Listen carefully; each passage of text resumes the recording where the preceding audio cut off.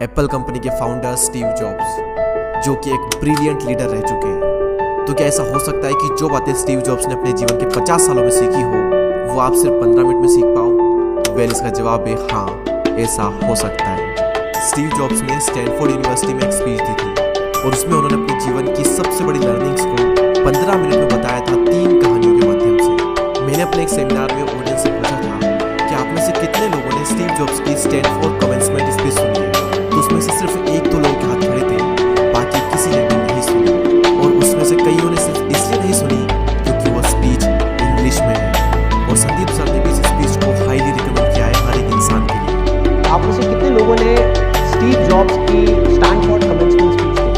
Steve jobs जो Apple के founder थे, उनकी स्टैनफोर्ड वाली एक स्पीच है 20 मिनट की। अगर आप में से बाकी लोगों ने नहीं देखी है तो आई स्ट्रांगली रिकमेंड यू कि एक बार आप जा करके तो अपनी उस स्पीच में वैसे तो उन्होंने बहुत सारी बातें कही और सारी ही कमाल की थी। तो आज शब्द सारे स्टीव जॉब्स के हैं।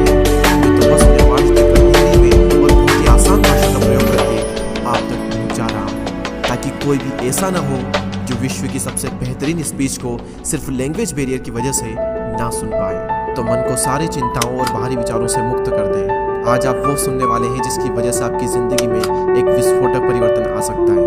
इस स्पीच को सुनने के बाद में आप आंदोलित हो उठेंगे। तो आइए बिना किसी देरी के हम शुरुआत करते हैं। धन्यवाद। आज विश्व के सबसे बेहतरीन विश्वविद्यालय में से एक के दीक्षांत समारोह में आप सभी के साथ होना मेरे लिए सम्मान की बात है। मैं आपको सच बताना चाहता हूँ, मैं कभी किसी कॉलेज से पास नहीं हुआ और आज पहली बार मैं किसी कॉलेज ग्रेजुएशन समारोह के इतने नजदीक तक पहुंचा। आज मैं आप सभी को अपने जीवन की 3 कहानियां सुनाऊंगा। ज्यादा नहीं, बस 3 कहानियां। पहली कहानी है डॉट्स कनेक्ट करने का विषय। रीड कॉलेज में एडमिशन लेने के बाद मैंने 6 महीने के अंदर ही पढ़ाई छोड़ दी थी, लेकिन मैं उसके 18 महीने बाद तक वहाँ किसी तरह आता जाता रहा। तो सवाल यहाँ पर ये आता है कि फिर मैंने कॉलेज क्यों छोड़ा? वेल, इसकी शुरुआत मेरे जन्म से पहले की। मुझे जन्म देने वाली माता एक यंग अविवाहित ग्रेजुएट स्टूडेंट थी और वो चाहती थी कि मुझे कोई गोद ले, लेकिन इसी के साथ वो ये भी चाहती थी कि जो भी मुझे गोद ले वो कॉलेज ग्रेजुएट जरूर हो। और इस प्रकार पहले से ही सब कुछ सेट था।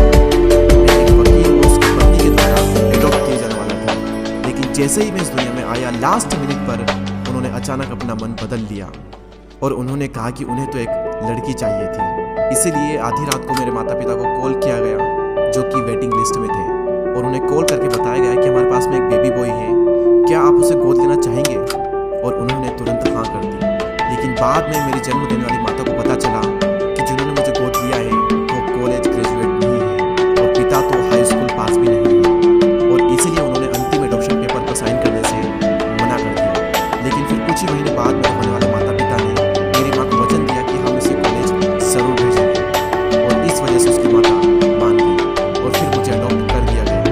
और कुछ इस तरह मेरी जिंदगी की शुरुआत हुई। और 17 वर्ष के बाद मैं कॉलेज गया, लेकिन गलती से मैंने स्टैनफोर्ड जैसा ही एक महंगा कॉलेज चुन लिया।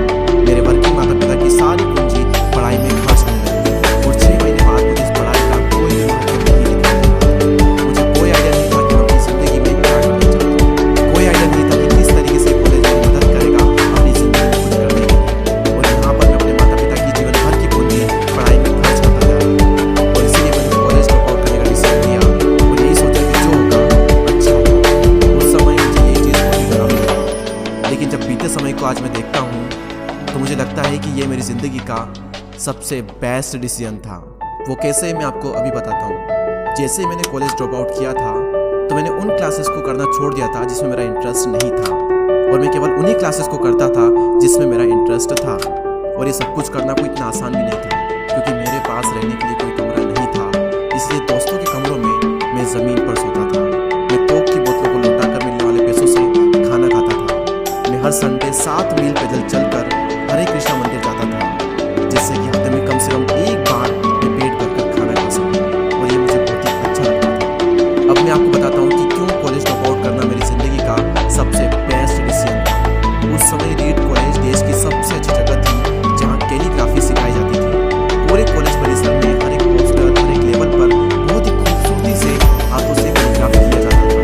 और क्योंकि मैं कॉलेज छोड़ चुका था, इसलिए मुझे सामान्य क्लासेस करने की कोई आवश्यकता नहीं थी।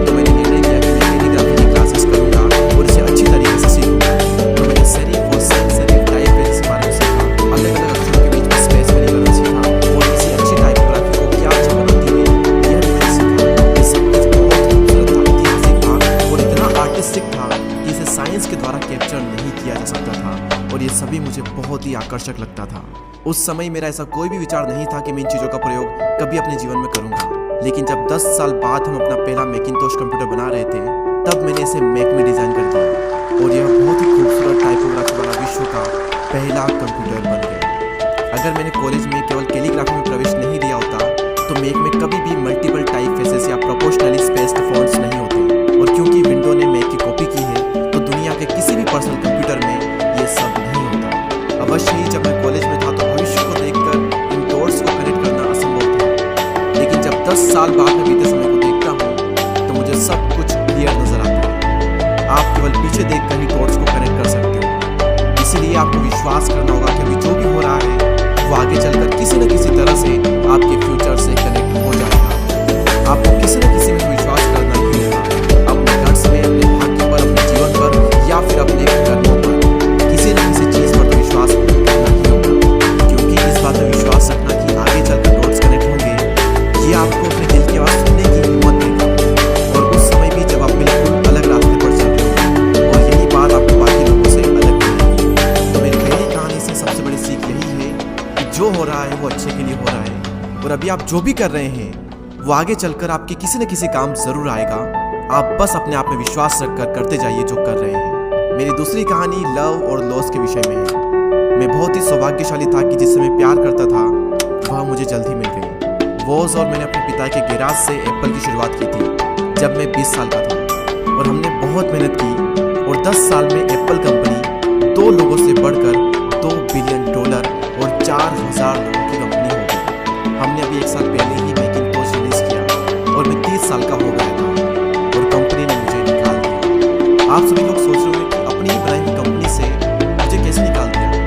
जैसे जैसे एप्पल ग्रो करने लगी, हमने एक बुद्धिमान आदमी को हायर किया जिसे मैंने सोचा कि वो मेरे साथ मिलकर कंपनी को आगे बढ़ाएगा। पहले 1 साल सब कुछ ठीक चल रहा था, लेकिन फिर उसके बाद कंपनी के फ्यूचर विजन को लेकर हम दोनों में विवाद होने लगे और बात बोर्ड ऑफ डायरेक्टर तक पहुंच गई और उन लोगों ने उसका साथ दिया और इस तरीके से 30 वर्ष की आयु में मुझे अपनी ही कंपनी से निकाल दिया गया। तो मेरी पूरी एडल्ट लाइफ का फोकस था वो खत्म हो चुका था और यह पूरी तरह से मुझे बर्बाद कर दिया। और कुछ महीने तो मुझे कुछ भी समझ में नहीं आया कि मैं क्या करूं।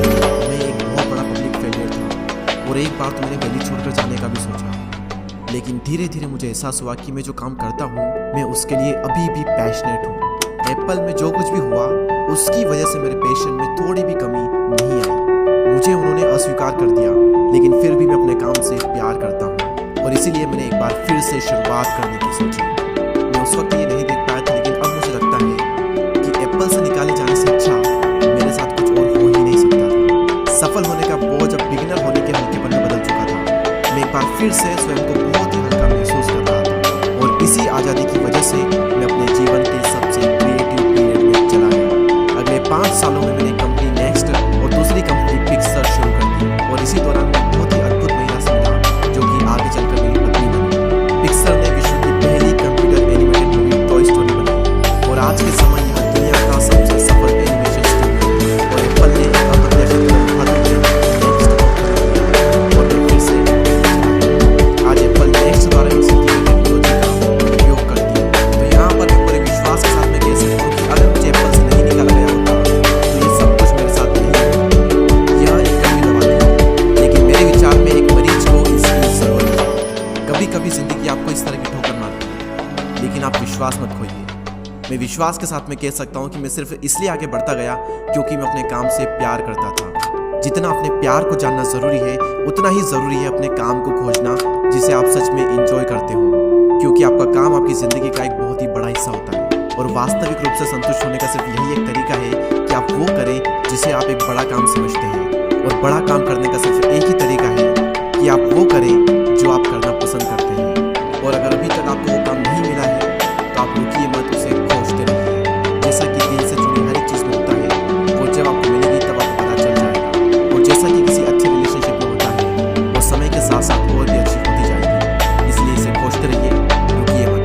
मेरी तीसरी कहानी मृत्यु के बारे में। जब मैं 17 साल का था तो मैंने एक बहुत पढ़ा था, यदि आप हर दिन ऐसे जिएंगे जैसे आपकी जिंदगी का आखिरी दिन है तो आप किसी न किसी दिन सही साबित हो जाएंगे। और इसने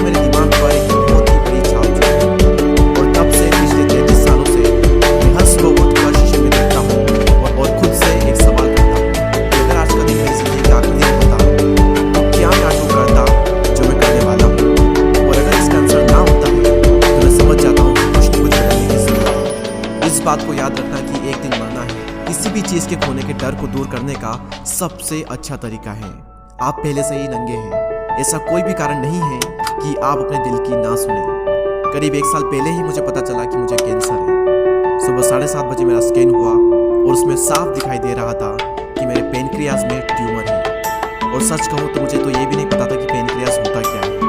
डॉक्टर ने लगभग पूरे विश्वास के साथ मुझे बताया कि मुझे एक ऐसा कैंसर है जिसका उपचार करना संभव नहीं है और अब मेरे पास केवल 3 से 6 महीने ही बचे हैं। डॉक्टर ने मुझे सलाह दी कि मैं घर जाऊँ और सभी चीज़ें व्यवस्थित करूँ।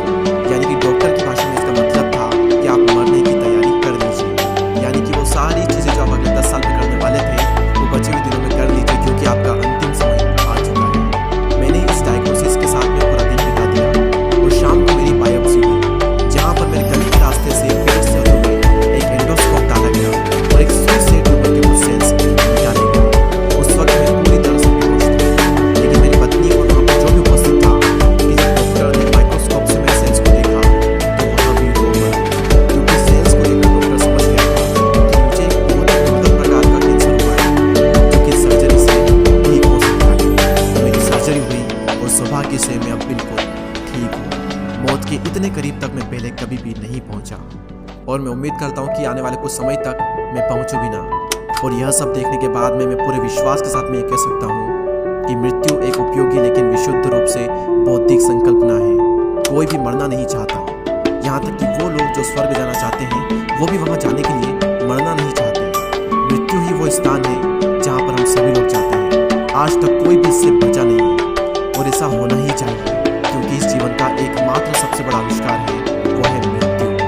यह जिंदगी को बदलती है, पुराने को समाप्त करने का रास्ता खोलती है। और इस समय पर आप सभी लोग नए हैं और कुछ ही दिनों में आप सभी लोग पुराने हो जाओगे और रास्ते से साफ हो जाओगे। इतना ज़्यादा नाटकीय होने के लिए मैं आप सभी से माफी चाहता हूँ, लेकिन यही सत्य है, आपका समय बिल्कुल सीमित है।